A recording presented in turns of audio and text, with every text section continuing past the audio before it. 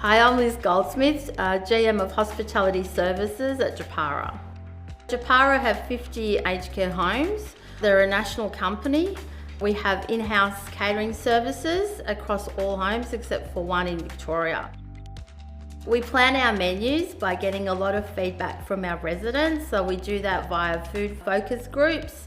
We ask them to complete surveys. We take into account cultural requirements, likes, dislikes, and any other special events that they would like to celebrate. Most of our kitchens, we have the rational ovens, and now in our new builds or our new renovations, we include the rational Vario as well, because with that we can replace 4 pieces of equipment with one.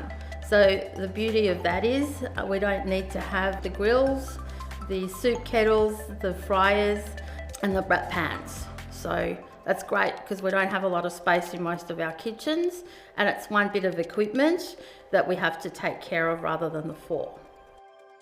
Hi, I'm Doug Gillen from Japara. My role is Regional Hospitality Manager, and I cover 18 nursing homes for Japara. The equipment's all adjusted to the right heights. The tilt mechanisms are fantastic for the chefs, and just makes their life a lot easier than the old school style equipment. The Varios are very easy to use, and Comcater provide a lot of support. So that's done at our homes and also at South Melbourne, and there is a lot of educational videos available that our staff can use.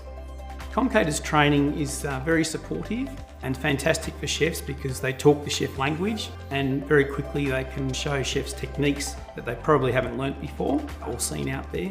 So it's vital for chefs to update their training. One of the benefits of the rational ovens is the probe function.